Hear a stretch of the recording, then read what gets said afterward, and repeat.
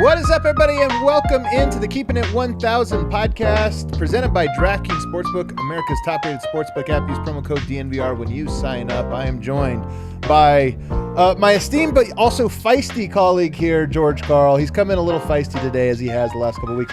Are we ready to battle today, George? Well, I think it's about time. I mean, you've been kissing everybody up now. Let's get to reality here, baby. I'm a lover, you're a fighter, so it should make for a good style fight tonight. We got a lot on the docket. We're going to talk about Demarcus Cousins, who's impressed me. I'm curious to see if it's the same for you. Also, Bryn Forbes, Bones Hyland, Monte Morris. I'm curious. We talk so much on the DNVR Nuggets podcast. We talk so much about rotations and how to do that. And I want to get a coach's perspective on how do you go about putting together lineups and rotations. What's the thought process? When does it happen? All of that. And then we might get into some new things.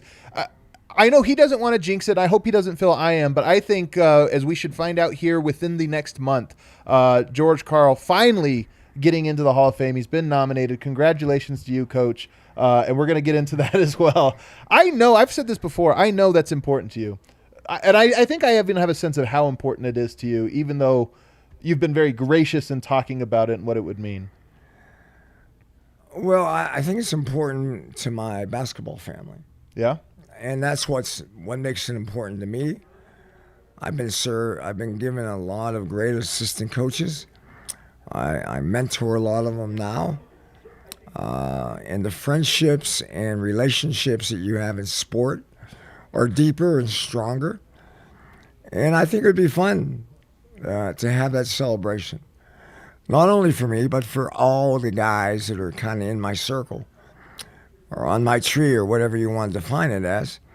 And then my kids are into it. You know, my son's a coach. My son-in-law's a coach. My daughter is a high school athlete. You know, they probably get more feisty about it than I do. When you start talking numbers and why is this guy in and this guy isn't, you know, they have more arguments than I do. One of the things you mentioned there, because I think the Hall of Fame should tell the history of basketball, and I think here we are. I think it's impossible now to tell that story without involving you. You've been that influential in sort of how the game's played. You're one of the few coaches that really has thought outside the box in ways that caught on. Like, you've been influential in that way. But the thing you said that caught me here was you have a real coaching tree. There are a lot of coaches that go through and they can have long careers and they might have one assistant here. Maybe they had one guy that went on. There's a lot of people that have become long-term NBA coaches that came up alongside or underneath you. Well, you know, in Seattle, we probably had one of the best coaching staffs with Tim Gergeridge, Terry Stotts, Dwayne Casey, and Bobby Weiss. Right there. That's just one bench. Yeah, and, you know, Ron Adams has been in my life. Vance Wahlberg is an encyclopedia of basketball that probably will never make a Hall of Fame, but was very influential with me. You don't do it without good assistant coaches. You just don't do it. You don't build a culture. You don't get the support. And, you know, now you have Jamal Mosley and Nate McMillan and guys that, you know, are really close to me and now getting their opportunity. And Nate coming back, I think, is fantastic. And Jamal has a difficult challenge in Orlando, but I think he's doing a pretty good job. You know, their team plays the right way for most of the game. They play very hard. For a team that's just not very good, not very competitive, they bring it. They play with a sense of pride. Yeah, and in a lot of games, I've actually coached bad teams a couple times, and you know, you play hard, and for 41 minutes, you have a 5-point lead, and then the team that, you know, has been messing around with the game decides to play, and usually within a 4 or 5 minute stretch, they go on a 10-2 run and take over the lead and win down the stretch. It just happens. The biggest difference in college and pro basketball is 8 minutes. And I have no idea why, but it's very hard to upset someone in the NBA without a purpose, without a reason. A lot of times in college, I think there's upsets because, you know, the game is shorter. Right. And a gimmick can work. Yep. And you can go to another gimmick and it works for the whole game. But in an NBA game, because of the length of it, it's hard for a gimmick not to be figured out and the other guy, and then even sometimes they'll react, and sometimes they overreact. For my sake, I just think there's more basketball IQ in the NBA game than the college game has more intensity and more emotion. Right. But the NBA game has probably more talent and more IQ. Yeah, and another FIBA basketball, I think, is similar to college and what you're talking about. A shorter game. The foul rules are different. There's just more room for variance. And again, one and done as you get into the Olympic rounds and this or that. You lose, you're done. Anybody can beat anybody on a given night, especially in those shortened games. But when I coached in Spain, you could get upset. Yeah. A team can play a box and one or a 1-3-1, and your team doesn't react well to it. You don't shoot poorly. You don't have confidence. But again, in the NBA game, the length of the game allows the coach maybe to find that guy that they need to find in the second half. And they have time to find, maybe a change, whatever it means, benching your star or something like that. I think this is the year you get in. I think it's going to happen, and I'm excited. And I'm excited to start the campaign here at DNVR. We had a month here to really campaign and push this social. But one thing I want to ask you about, I haven't seen anything from the Denver Nuggets on the nomination. I have seen some from different people or, organizations around, some Seattle fans and this or that. But, does it mean something to you? I mean, you take note of this when you say, wow, I spent a lot of years there. You're second winningest coach in fact, I think you're only 9 games. Are you 9 games away from Doug Moe's record? I think it's 9 games. So you're right there. Yeah, I don't know. I know we're both 400 and something. I think I'm in maybe 410 or something. Yeah, it's like 9 or 12 or 11, something like that. But one of the winningest coaches either way. One of the easily the Mount Rushmore of Denver Nuggets coaches, in my opinion, easily. And it hasn't been acknowledged yet. What do you make of that? I don't think I'm the guy to ask that question to. For me to answer that question, it would be more like I'm being jealous or revengeful or something like that. I mean, your honest opinion, how it makes you feel. And it's a cold feeling. It's an empty feeling. I think you always want to be appreciated. You always want to be supportive. But I get a lot of that support from the fan base. Right. I get a lot of that support from the basketball arena of coaches in the city of Denver. I get a lot of love, and I'm not lacking for love. But probably your best run in sport for me was Seattle and Denver. Right. Seattle was a little more successful, but I probably had more fun here in Denver. I wonder how the average fan, I mean, some of this is just everything, the most recent thing is always the thing you think about, but I wonder, how I think of you as a Nuggets coach. And I know you had all these other places, but I think of you as a Nugget, and I'm just curious. I wonder what the average NBA fan, not Nuggets fan, but average NBA fan, if they view you as sort of Seattle and Denver, or Seattle or Denver, or this or that. But again, Seattle fan base also, I think, has really embraced you in this nomination. The Seattle fan base is unbelievable. I mean, they've rallied around not only me, but our podcast is very popular in Seattle. It's one of the best podcasts that we do. We had Spencer Hayward on this week. Really, really good. Really, really. It'll be coming out next week probably. But it just seems like we have a good karma going on in Seattle. And supposedly the NBA karma now has they're going to get a team. Yeah. What do you think of that, by the way? First of all, I mean, I know you're going to be pro-Seattle. I'm actually going to ask you to be very unbiased in this one here, because I know you would love to see a team in Seattle. But I always worry about expansion because I love when the NBA is dense with talent. And when you add 2 teams, it dilutes things just a little bit. Do you think we're at a point now where we're ready, the NBA can handle 2 more teams from a talent standpoint? Well, I think if I was just evaluating the talent, I would be a little nervous here. But I think it's time to do it. I don't know when the last expansion was, but it was a long time ago. Yeah. And I think once you open up that window, the league will figure out how to find more talent or develop more talent. I think the G League is something that's really getting better every year. My son coaches there, and I watch a lot of his games. I go to a lot of his games. And the G League is better than it's ever been. I think there are more teams well organized on how they use the G League. I heard today Porter Jr. might go down to play in the G League. That hasn't happened as much as I think it should happen. But I know in Philadelphia and with Kobe, my son's team in Wilmington, there's constant movement back and forth, and there's a lot of. I mean, Kobe has to run a lot of Doc's plays, and I think that's the way it should be. It should be more of a connection, and I never felt we got that in Denver because there was never a G League team of substance. But I think there are teams really using it to their advantage and better than other teams in the culture of development in the NBA. I'm curious because you kind of scoffed when I said that the league has a lot of talent right now. I think it does. I mean, part of this is we've opened up over the last 20 years so many new markets of basketball, pipelines of basketball. Like now, the 90s, very few European players, and this and that. Now you look at it, there's basketball being grown in all these different corners of the world. Africa's now going to be a new emerging market. You obviously have South America, this or that. I look at it and I think there's hundreds of millions of more people growing up watching and playing basketball. There's hundreds of millions of more people that are being funneled towards the NBA. I think we have an enormous amount of talent. The league has its problems. It has its issues. But I look at it right now and I think the top 10 players in the NBA right now, Giannis, Jokic, Joel Embiid, Steph Curry, Kevin Durant, Luka Doncic. You got all these guys, and I look at it and I go, those guys are really good.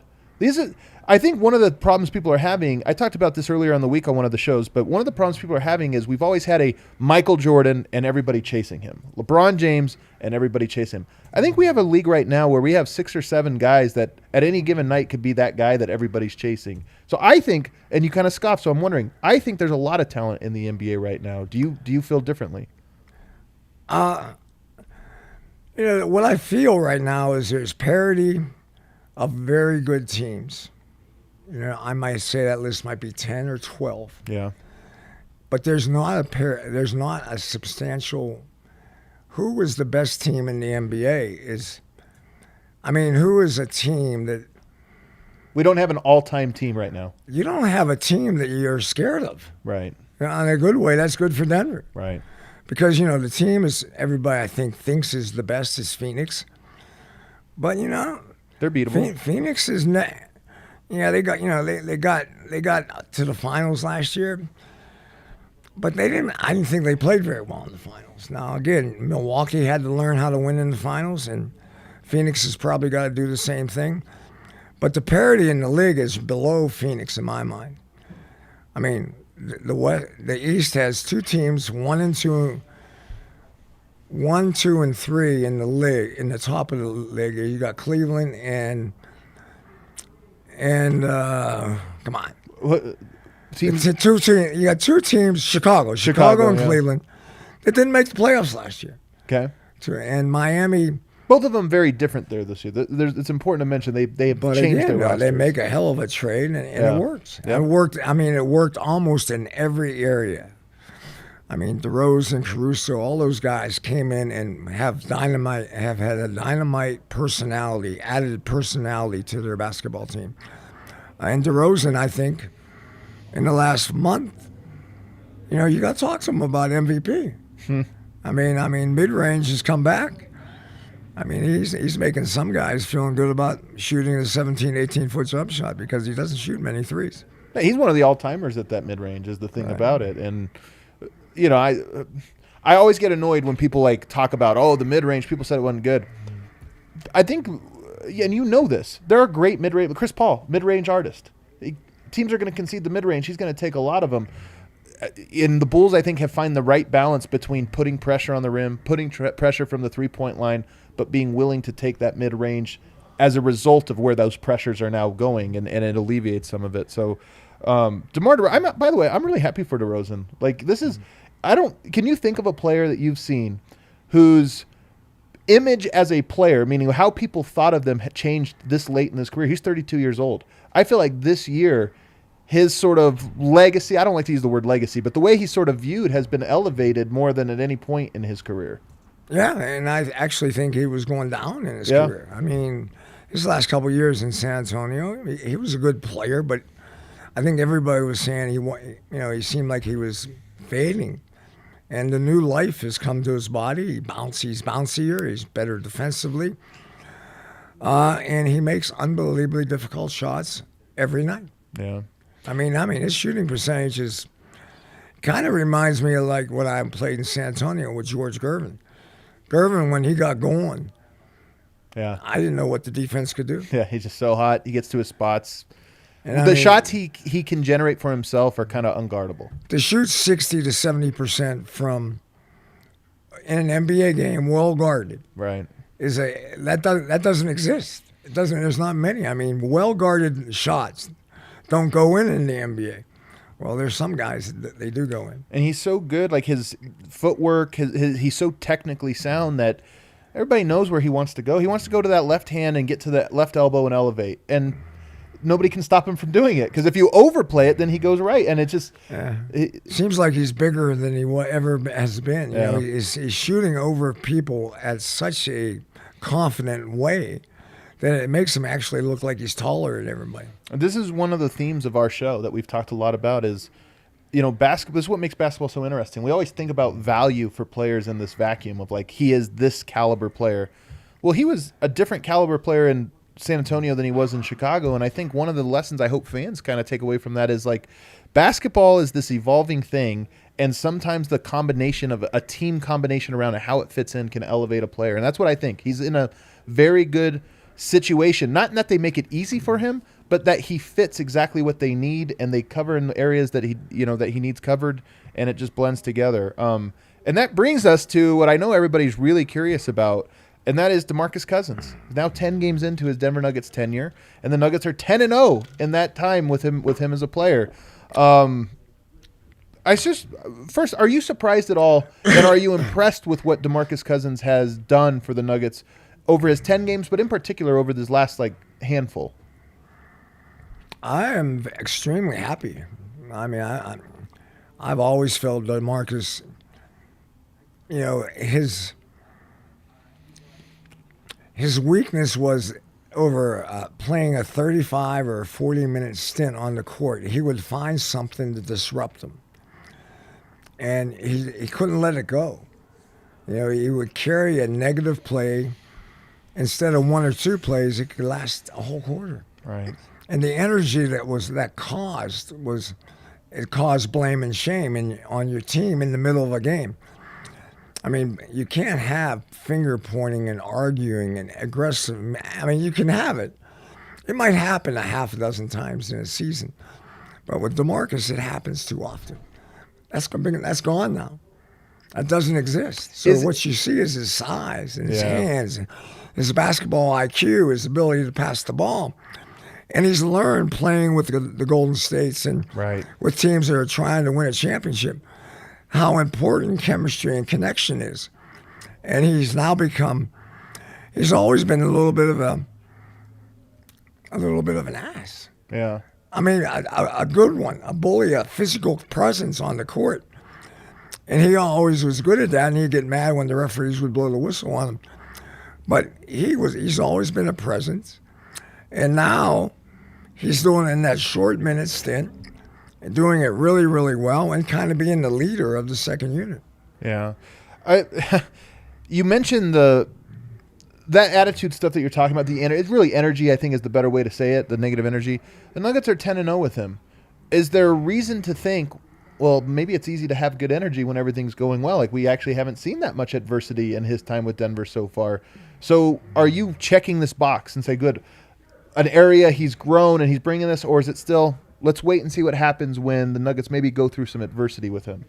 I'm confident that he can handle what he's got now. Okay. I think he knows he's got to regroup and kind of redo or reboot his career a little bit, and it might be as a bench player on a really, really good team, and hopefully a team that gets further and further into the playoffs.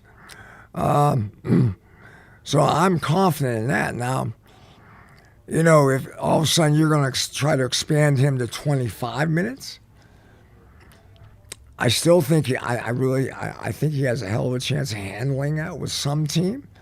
I don't know if that team is the Nuggets, but I think his maturity is showing.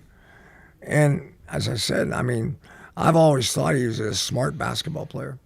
And I think he's feeling the pulse of the game, the soul of an NBA game, and what winning in the playoffs, he kind of has experienced that a little bit. I wonder how much. I mean, I think smart players, and he's so skilled. His skill is the thing that's really impressed me. I knew he was a skilled guy. I've watched him, his whole career, but he really is, from handle to passing to all. He does a lot of different skill things on the court that have kind of like really, really impressed me. Do you think, though? You mentioned what role going forward. I don't know. I always wonder if he's willing to be a backup from here on out, the rest of his career. If this is, sometimes players look at this as, hey, I impress here. Some team's going to name me their starter. Do you think it's a challenge? I know I'm putting you in his mind, but just would you guess it's a challenge for him to be a backup of another skilled center, a guy that plays kind of similar to him, and now it's like, hey, I'm the understudy? Well, a guy that we had here in Denver that's turned into being one of the best backup centers in basketball is JaVale McGee. Yeah. I mean, he did a good job with Golden State. I think he did a good job with LA. Yep. And I think he's doing a good job this year with Phoenix. Yep. So you think like that with DeMarcus, because look, me and you can sit here and say we value a backup center, this or that, but we know players don't. I just don't know if he's at the point of his career, if he's ready to accept being a backup for here on out, or if he just views this as a stepping stone. But you know him better. I would think he'd want a little bit more minutes than he's getting here. I'm thinking he would want to probably be a six-man type of candidate that plays 20 to 30 minutes rather than 15 to 20 minutes. But I don't know. I think a lot of that might be financial. I mean, if he's saved his money and he's got a lot of money in the bank and he just wants to win and wants to try to win a championship, and I could see him adapting. Yeah. Would you play him alongside Jokic? Because the only way to get him more minutes, I mean, he's right now playing whenever Jokic rests. You don't want to rest Jokic more. So does that mean you would play him alongside Jokic ever? Wow. I would probably think about doing it just. See? In one of these games where you're pretty confident you have there are some games that tonight might be one of those games that you can experiment 10 minutes in the first half. Maybe, if it works in the first half, you go a little bit in the second half. I think you got to be a little scared of the pace of the game. Playing two bigs, just not many people do it anymore. And the tempo of a lot of teams in this league is the run. Right. And don't get me wrong, but if DeMarcus has a weakness, it's his transition D. Yeah. Is what is at times disappears. And even his conditioning, I know he's coming off of some injuries and dealing with that, but he's playing, like you said, 16 minutes right now, and I think he's winded by the end of that. And that's only 16 minutes. So to ramp that up an extra 4 or 5, maybe it's something you work towards, but I would love to see it. I don't think it's a priority to use because I don't think the teams you're going to meet in the playoffs. Yeah, that's a good point. Are going to ever throw that at you. The only team that throws it on the court a lot, that's a pretty good team in my mind right now, is Cleveland. With multiple bigs, yeah. And they're skilled guys. Jared Allen's more of your traditional, whatever, but Mobley can pass. He can move. He can shoot. And I think that's the key. You can't have two just bullies that all need to occupy the same space. But that's what's impressed me about DeMarcus. He can handle from the top of the key and make good decisions. I think he's better outside than inside. Really? More of a face-up and the efficiency of inside basketball just isn't as efficient as outside basketball. Well, and that's why I'm intrigued by it is you might offensively, I don't think teams can cheat. So a lot of times when you play two bigs, they say, okay, we're going to cheat and do this because they can't pass out of the post or they can't do this. Both of those guys can do things that you can't cheat on them on that end of the court, and then very few teams have two bigs that can guard them inside, even if it's just talking about rebounding, not even posting them up, but just rebounding. The question is, can they handle it defensively? Neither of them are mobile. So you have to really maximize, in my opinion, those offensive possessions because you're probably vulnerable to some runs the other way. Denver's strength is they're a very efficient offensive team. Yeah. Most nights, even when they play poorly, they're pretty middle of the road efficient that basketball team. They never have that bad offensive game. And that's a compliment to Malone and Jokic because, their pace is not great. I don't think they get a lot of easy baskets. And they rely a great deal upon working together and being connected. Yeah. Why don't we hit our first break? On the other side, though, I do want to talk about Bryn Forbes. I want to talk about Bones Hyland, and then, of course, building lineups and rotations. I'm very curious to get your thoughts on that. But our presenting sponsor today, as always, is DraftKings Sportsbook. When Covington and Masvidal step into the octagon this Saturday at UFC 272, DraftKings Sportsbook, the official sports betting partner of UFC, has a knockout offer for new customers. Bet just $1 on the main event, either guy, and you get $100 in free bets no matter what. You don't even have to be right on this one. Just bet on a fighter. First round knockout, you get paid. Majority draw, you get paid. Double knockout resulting in a no contest ruling. Probably not going to happen, but doesn't matter. Yep, you get paid $100 in free bets. DraftKings is safe, secure, and reliable. Best of all, you can deposit and withdraw your cash whenever you want. So download the top-rated sportsbook app right now, DraftKings Sportsbook. Use promo code DNVR and throw down that $1 bet at UFC 272's main event. Get $100 in free bets. Must be 21 or older. Colorado only. New customers only. Minimum $5 deposit.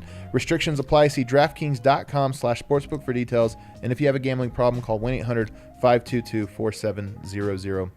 Back here on the Keeping It 1000 podcast, I want to remind you of all the great things George Karl is doing with Truth and Media, including the Truth and Basketball podcast. They got a lot of big projects. Talking to Brett, some of the big projects you guys have going on here. The empire continues to expand. Is there anything specific that's coming up you want to tease? You mentioned Spencer Haywood. Well, the Seattle podcast has been really, really good, really successful. A lot of good stuff. We've had all the old time guys on. Yeah. Spencer Haywood was really good. Like I talked to Desmond Mason, he's going to come on, and Gary and Sean have been good to us. The one that's really interesting is Play It Back. It's about college basketball of great teams that we kind of don't remember, right? Or didn't win the championship, but still had an unbelievable year. Jameer Nelson was on with St. Joseph's. I thought that was really a classy one. We just got done with Corey Brewer in Florida. So I just think, right now the content we're trying to put out is soulful, truthful, and real.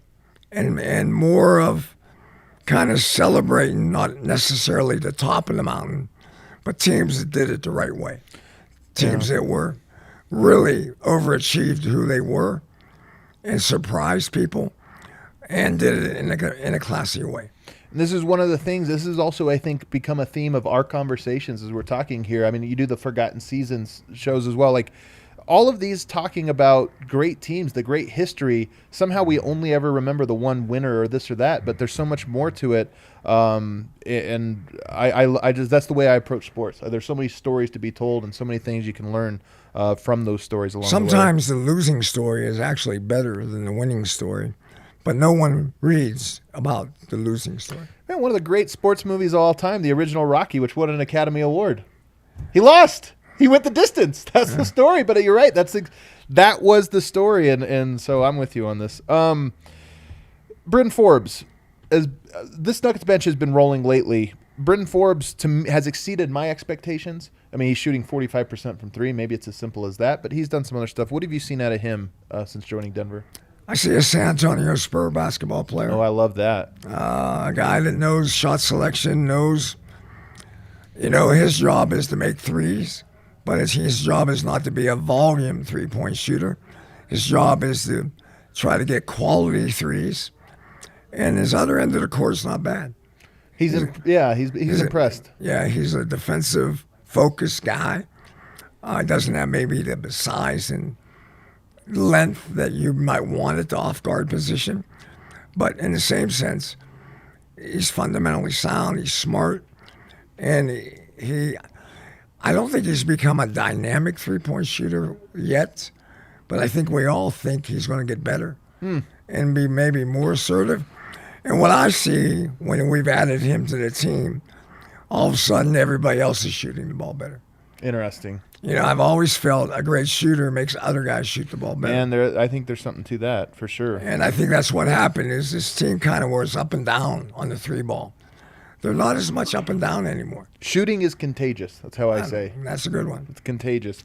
It's funny you mentioned the defense. Earlier this week I talked about this because I think,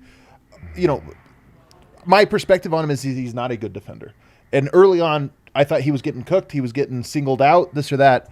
But so much of defense is the team, the team. And I think that one of the things that's happened with this lineup is they've really found an identity and a rhythm and a connectiveness, to use your word. And I think because of that, all of a sudden now he can, to your point, follow a scheme. He can be in the right spot. He can read what's coming. And all of a sudden, he sticks out less defensively than what he was doing earlier on. And again, I think that's the strength of the unit. Bones Hyland also playing a lot more minutes here. I think it might work out because I'm with you. One area you've really influenced me is this idea of like young players. You can't count on them, especially in the playoffs. That's not how you win. You develop young, but it might be a while. They might be in the sweet spot with Jamal Murray returning, where Bones Hyland gets all these minutes, but come playoff time, he's out of the rotation, which I think would be good for Denver. What do you see? What have you seen from him? Have you been impressed with his sort of growth over the last month? I've definitely been impressed. He's a little wild and crazy for me. I'm a shot selection guy, and shot selection is not negotiable very much in my existence. I had JR in my life, and I'm not saying Bones is like JR, but He's Bones has personality sometimes that his shot selection gets a little woo. But definitely a hell of a pick. I mean, I see the upside. I probably like his passing more than most guys. Mm-hmm. I'm not sure he's ever going to be a point guard, a true point guard, but there will be a growth there that will help him establish himself for whatever he's right now. I think he's probably a 15 to 20 minute guy, and I think he's going to be a 20 to 25 minute guy very soon, and maybe someday he could be a starter. Do you kind of see it the way I see it, of if Jamal Murray comes back, it almost saves you from having to play him in the playoffs? Or do you think if they go into the playoffs and play him, they'll be all right? I think he becomes a wild card in the playoffs. You play him, you might give him a short minutes, and when he's on, he gets a little more minutes. I had a guy in Seattle when I first moved there, Dana Bears was that type of guy. In the regular season, he won games for us. But in the playoffs, his size and the physicality of the game at that time, there's times you could play him and get away with it. And then I remember one game, it was in Game 7 against Houston. I put him in the game in the third quarter. It might have been because of foul trouble. And he hit 3 threes in a row. Yeah. And it was like he played like 6 minutes. That's all you need. And I took him out. And afterwards, the first question, of course, at the press conference is, why didn't you keep Dane in there? I said, I got what I needed. You got exactly. It's so true, man. Sometimes that really is all it is. And I like that you said wild card, because when I say he's probably doesn't play in the playoffs, I mean, first of all, who knows? We'll see who's healthy by that point and if Murray is even back and can play or what have you. But, if he does get cut out of the rotation, I wouldn't be surprised if he swung a game. I don't know in which direction. He might be that you put him in for 6 minutes because of foul trouble or injury or this or that, and maybe those 6 minutes he has 2 or 3 turnovers and you get outscored by 7-8 points and the game gets tilted. Or maybe he comes in and, to your point, makes a couple layups, makes a couple threes, and then you won those ones. But I don't know that he's like a 6 games in a series type guy. No, he might be a guy that plays at home and not on the road. Oh, there's another one, yeah. Or he might. I mean, but I think he's played pretty well on the road. His 3-point percentage is like a lot better at home than it has, which is true of most players, but especially true of most rookies. Another guy, we've talked a lot about Monte Morris this year, and I get the sense that you like him but don't love him, especially as a point guard. And he's had a fantastic couple of week stretch here with a couple of game winners. Have you been impressed at all with what he's done lately and the impact he's had? I have. Monte to me is a hell of a backup point guard. Yeah. And he's moving in a direction whereas a lot of people think he could be a starting point guard in the NBA. And the only reason I say that is I was with some guys watching the game about a week or two ago, and I said to them, what does Monte Morris remind you of? And the guy someone threw out that was really a guy that I loved, Maurice Cheeks. I don't know if people even remember Maurice Cheeks, but he was a solid, great, really good defender, no mistake guy. And every year he got a little bit better to the point where I don't know if he ever made an all-star team. But I know he made the NBA Finals and they won a championship one year with the 76ers. And he's had an extended, long career. I think he's sitting on the bench in Chicago. No, Memphis and everything else. He's in Memphis now. And so there's John Morant. He had Westbrook in OKC. Interesting. I see what you're saying. And I just think Mo Cheeks, there might be a connection there. A little influence, yeah. Because Mo wasn't a talented, fast, speedy guy. And Monte's not a fast, talented, speedy guy. He gets the most out of what he is, and he has a lot of winner in him. Right. It's about winning with him, and his skills are more about winning than maybe spectacular. I really like Monte. I'm very impressed with him and the chemistry he has with you. I mean, he's played with Jokic for a lot of years now. I mean, his whole career, but he's got a lot of reps under his belt. But those guys right now, he's not as dynamic as Murray in that he can just beat a guy off the dribble or this or that. But the way those Jokic and Monte have run the pick and roll in the fourth quarters of these last few games has been, I mean, it's exactly what you need. You're getting the shots you want in the clutch right now with him on the court. And in his case, twice over the last couple of weeks, he's the one hitting the big shots that you generate. So I'm a big fan. I give a lot of credit to Jokic, though. Jokic, at the end of the game, now he's become a facilitator. Last year I thought it was more, he scored it more. Now he orchestrates it now. I mean, there's no question. I think this is one of the things I've been making the case now as I start to go on these different shows talking about the MVP and making a case for Jokic. My thing I keep saying is I think Jokic, people always think about him as a one-on-one player. I don't think there's another all-star caliber player out there that he wouldn't fit with as a two-man game. Doesn't matter which type of player it is. He can adjust his game to be a perfect two-man game partner for that player. And I don't know how many players you could say that about. I mean, this year, you talk now, and we're talking about how he's helping Monte. Didn't we just talk about a month ago about how he's helping Aaron Gordon? Right, yep.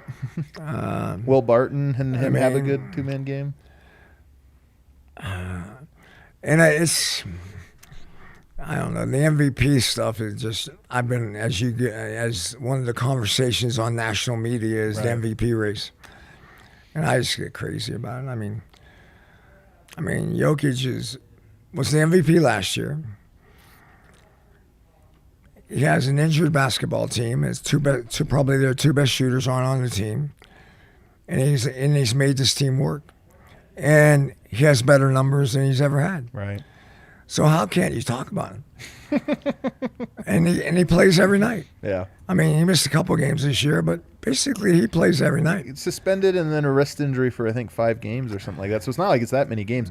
A funny stat, I put this out. The Nuggets are 35-20 with him in the lineup through 55 games, 35-20. Last year, they were 35-20 with him in the lineup through 55 games. Right. They had the same record, minus 2 starters. It's just amazing the things that this guy can do. So I'm with you. There's so many different cases you can make. I actually had somebody in a front office not from Denver, from a different team, reach out to me yesterday just to share with me their internal metrics, individual metrics. And the chart literally had Jokic off of it. He had to give me a second page to show me, hey, Jokic is up here, the whole NBA down here, and him up here. So that was kind of a defensive stat, I think, too. Well, this was an internal one. He said, "Don't share it. This is our own in-house metric." But Jokic is literally. I've seen ones where his numbers actually are probably more impressive defensively than offensively. Yeah. So I want to talk about lineups and rotations because it's one of the ways that fans really talk about the game. They always wonder, why are these combinations going? My first question is, when do you first start thinking about what your lineups are going to be? Is it off season? Is it in training camp? When does that first thought cross your mind? It all happens in training camp. Okay. Who plays well with each other? I've always liked to have a really good bench, a confident bench, a bench that 75-80% of the time is having an impact on the game. I like veteran guys on your bench a little bit more than, I think. Interesting. And since I've been in Denver, they've had more young players on the bench more than veteran guys. I like guys that were really good starters, and now they're at the stage in their career that they can be really good. People don't understand, when you come off the bench, you get to play against second-tier players most of your minutes. And so if you're a guy that was playing against first-tier players and was close to being really good, he's going to probably be really good playing against second-tier players, because I've always been amazed why, like Will Barton, why he wants to start. Well, why don't you play 20 minutes of your time on the court against second-tier players? I think you're going to be better. It's going to be easier for you. But they don't want to buy that. I wonder if this is I think it is the last year of Will Barton starting. And I want, like, some of the numbers right now are showing if you swap out Will Barton for Austin Rivers, it's not a big enough sample size, but you put him in there, and actually the team performs better. And I'm just curious to see if that's a thing that you extrapolate over. And I think for a lot of the reasons you're saying, just you take off one primary scorer. I mean, Will Barton's kind of a primary scorer for the iteration they have right now. If it just makes it easier to know, okay, here's where our shots are going. Austin Rivers is not eating up possessions. He fits in. He knows. Well, I think I tip my hat to. I think Austin Rivers earlier in the year, he was floundering. He was. He was like, I don't know what is going on, but I think, however, how he got it straightened out has been a big part of why the bench now has confidence. Right. I mean, we had bad moments and we had good moments, and then when you have that, what you have to go with that is blame. Yeah. You're blaming things. You're blaming it on the coach. You're blaming it on each other.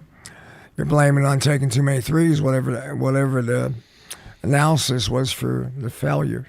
So if I'm understanding you right, when you look at your lineups and rotations, you almost start with, you want to see who plays together. I know you have your cornerstone guys, but you almost start with the bench thinking, how do I make this work?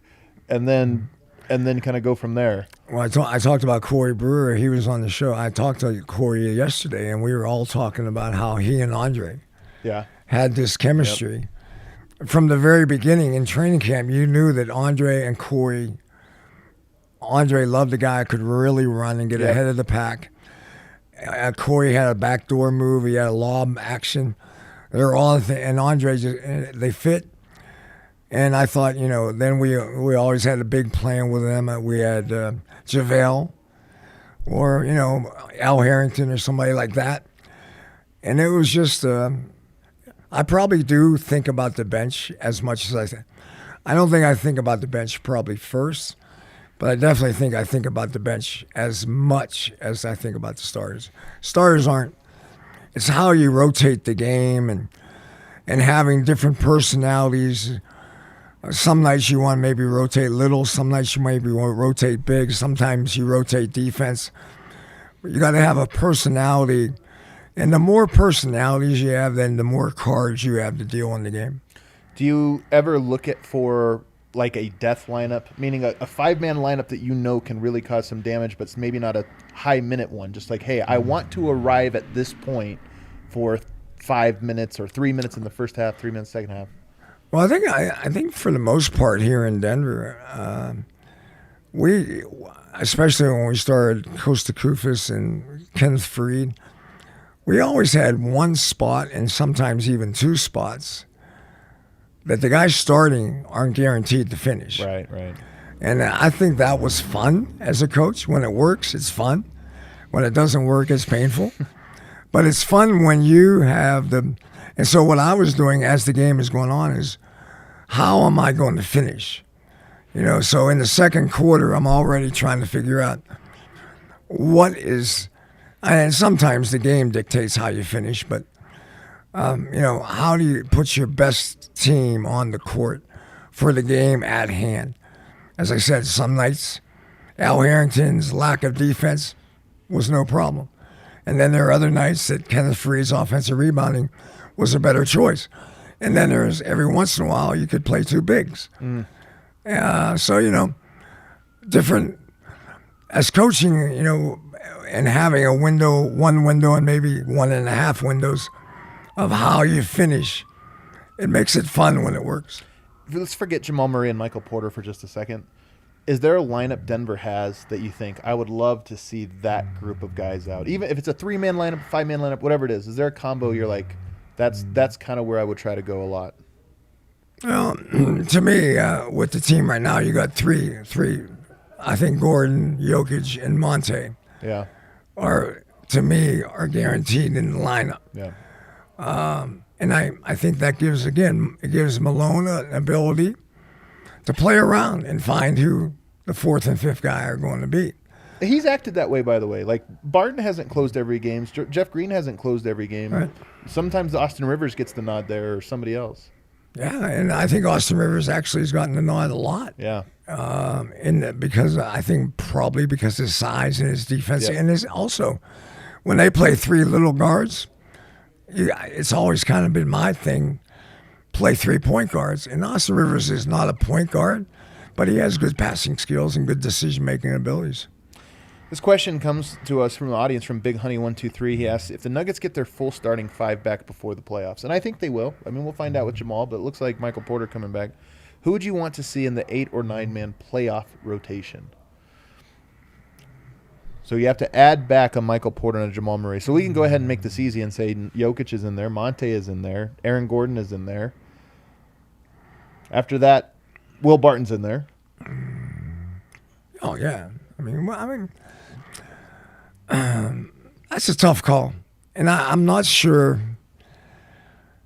I'm not sure it's going to be as fluid as the fans want it to be.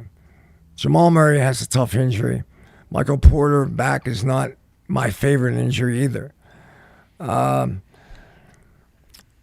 think you're going to have to try to get Jamal, trying to get him as close to what he was. So you got to give him minutes. I would be careful with Porter Jr., and then the Barton Porter Jr. thing is going to come up on the radar. What do you mean? Who starts? Who comes off You the don't bench? think, well, Jeff Green would be the guy I would imagine gets replaced. You don't think he would be replaced if Michael Porter were to be back in the starting lineup? I like the bench right now. I mean, for the last 3 weeks, it seems like we have a consistent rotation of the bench. And the little guy, Fasu, can come off as a third, as a motivator, as an inspiration, that's what he is. He's an NBA lifter. He lifts the game. And, you put him in there when things aren't going right, he might give you 6 minutes of energy and everybody figures it out. So I like how we come off the bench. So you're telling me 2 of those guys got to go sit and not play. I'm not sure that excites me, to be honest with you. I think you can have too much talent. And you can have a situation where maybe the bench now can't ever be the bench it might have to be rotating to might not be good as the bench is now. So much of the bench. Add talent, but still become lesser as a whole. Yeah. Too much talent sometimes on the bench and shot selection and whose shot and whose team it is. Whew. I mean, don't get me wrong. You always like more talent. You always want to coach talent. But there's a point where connection and chemistry and confidence is more important than talent. JaMychal Green and Zeke Naji have sort of gone back and forth. Most of this is like they haven't been healthy at the same time, but they occupy the same space. How do you evaluate those two, and where's your trust if you had to divvy up between those two? I would lean toward the veteran guy.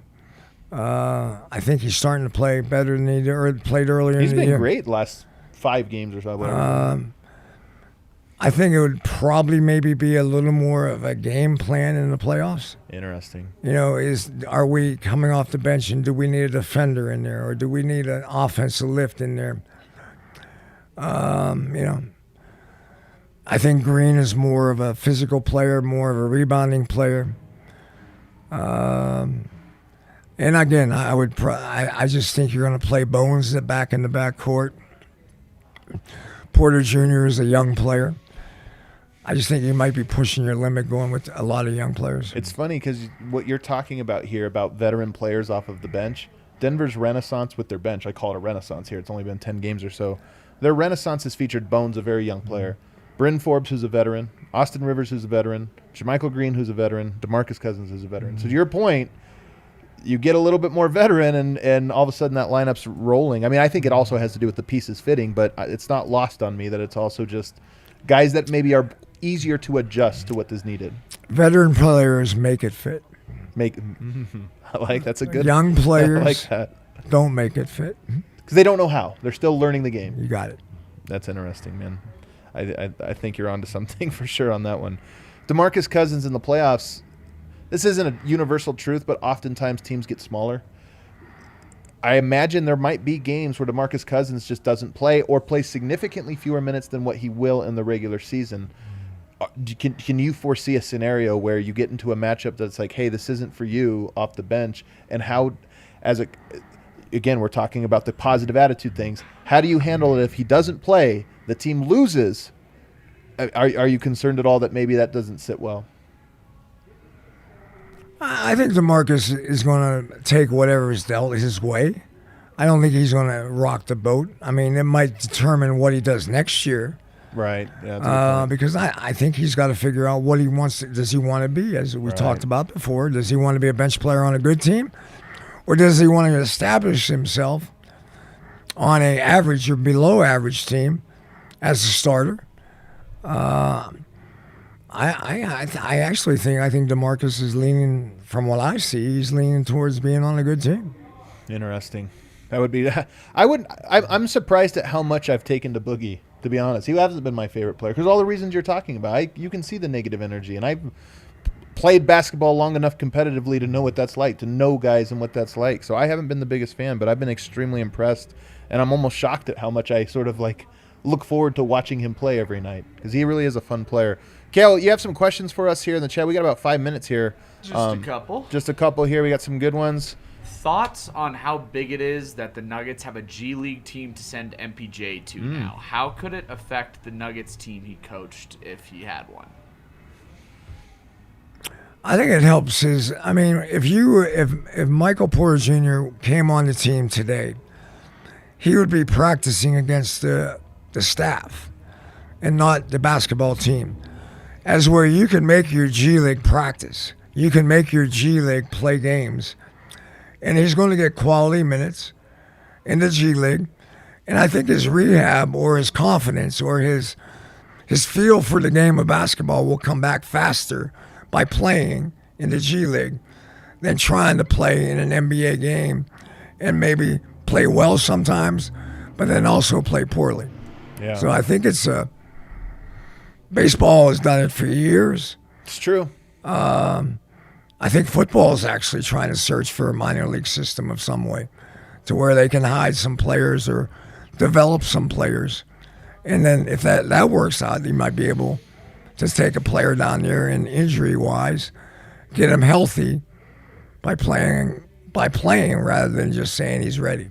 The G League's so interesting to me. Nick Stauskas last night, who's been a bust, in the NBA, had 57 points. In the G League, I don't know how to evaluate the G. I know it doesn't matter, like it does, but 57 points. I don't care. Did they win? I don't even know, to be honest with you. I saw the headline that he had 57. I don't know, but didn't Isaiah just have 50? He had 45 and 42 or something. I mean, that's why I look at these numbers sometimes and I'm like, I don't know how to evaluate that, man. I just don't. I don't know. I'm not watching the games, of course. I don't have the time to scout that league as well, but I don't know. I see those numbers all the time out of the G League, and it doesn't make sense. What else we got? We got a super sticker. Thumbs up. Awesome. Thank you, Hugo. And then this one came after a long version of this, but do we stand a chance this year?